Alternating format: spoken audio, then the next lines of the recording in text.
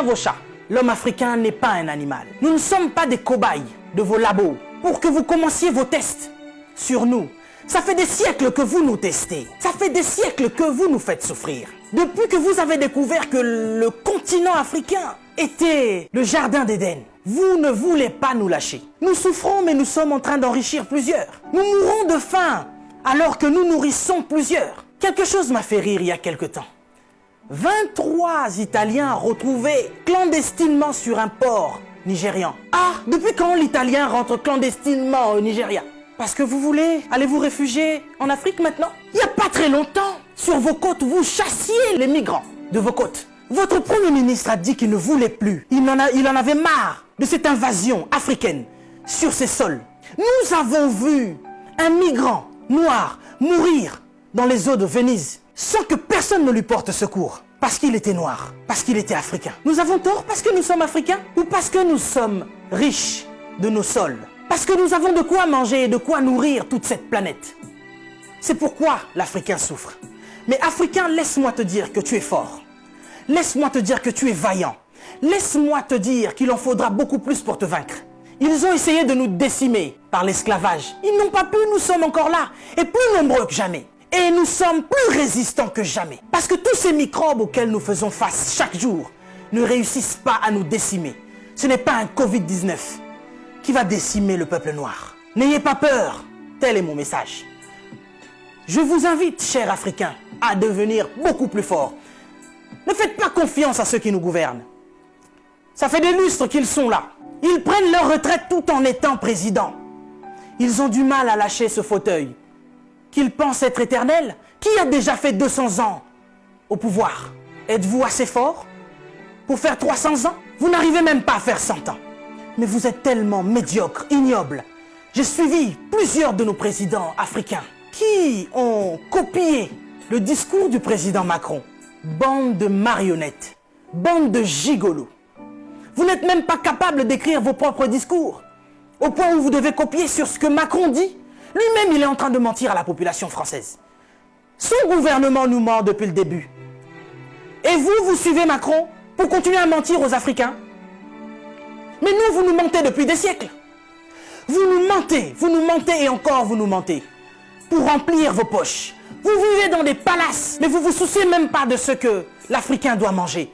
Oui, nous sommes en deuil. Et depuis des siècles, nous sommes en deuil. Parce que nous ne pouvons pas manger à notre faim. Parce que nous ne pouvons pas avoir de l'eau potable. Parce que nous ne pouvons pas avoir de l'électricité. Regardez à l'est de la RDC. Il y a un génocide qui perdure. Des gens meurent. Qui en parle? C'est sous silence.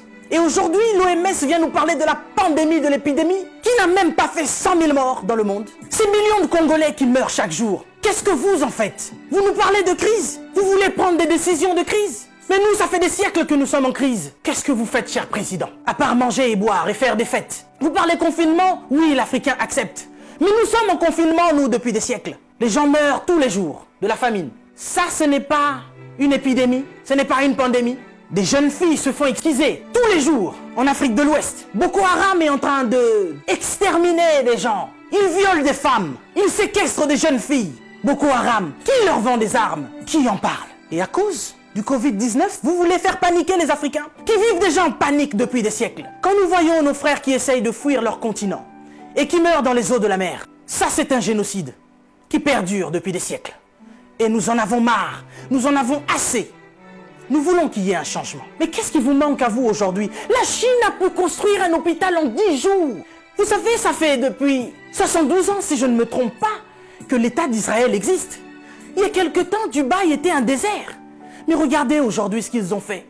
C'est parce qu'ils sont ensemble qu'ils ont pu construire ce qu'ils ont fait. Mais qu'est-ce qui vous manque, cher président africain, pour nous construire des hôpitaux décents? L'Angleterre a pu construire un hôpital en 2 semaines seulement pour faire face à cette crise sanitaire. Dieu est bon. Le Covid-19 est tellement impoli qu'il ne regarde même pas qui vous êtes. Président ou pas, il s'en fout. Il n'a pas respecté la reine d'Angleterre. Il est entré dans son palais, il a touché Charles. Il n'aura pas peur de vous.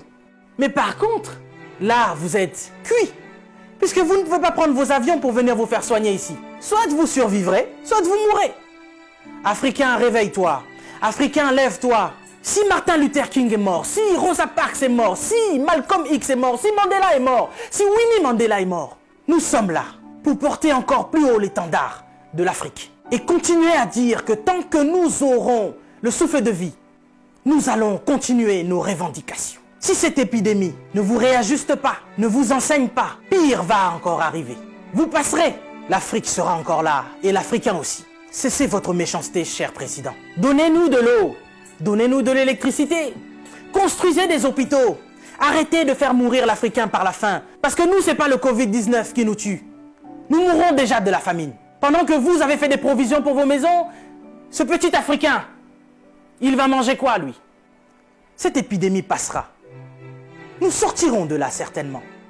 Mais vous n'allez pas vous en sortir ainsi, devant le tribunal de Dieu. Mais avant le tribunal de Dieu, ici sur cette terre, vous serez jugés. Africain, sois fort. Que personne ne te fasse peur. Respectez les règles d'hygiène, mais n'ayez pas peur. Nous sommes forts. C'est Dieu qui nous protège. Et que Dieu vous protège, chers Africains. Que Dieu vous garde là où vous êtes. Le combat n'est pas encore fini. Ça ne fait que commencer. Que Dieu nous fasse justice.